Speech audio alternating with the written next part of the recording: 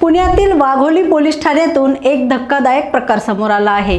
3 पोलिसांना तडकाफडकी निलंबित करण्यात आला असून पोलीस दलात खळबळ उडाली आहे। निलंबित पोलिसांमध्ये हवालदार किरण अब्दागिरे आणि शिपाई गणेश खाडे व किरण कांबळे याचा समावेश आहे। परिमंडळ 7 चे उपायुक्त सोमय मुंडे यांनी ही कारवाई केली आहे। माहितीनुसार 2 एप्रिलच्या रात्री डायल 112 वरून कॉल आल्यानंतर खाडे आणि कांबळे हे एका सोसायटीत गेले आणि 24 वर्षीय तरुणाला पोलीस ठाण्यात आणलं। तिथे ठाणे अंमलदार असलेले अब्दागिरे यांनी तरुणीला सेक्स रॅकेटमध्ये अडकवतो, नोकरी घालवतो अशा धमक्या दिल्या आणि त्यांच्याकडून 10,000 रुपये फोन पे वर उकळल्याचा आरोप आहे। यावेळी एका पोलिसाने तरुणाला मारहाण केल्याचंही समोर आलं आहे। तक्रार वरिष्ठांकडे पोहोचताच चौकशी झाली आणि तिन्ही पोलिसांना तात्काळ निलंबित करण्यात आलं।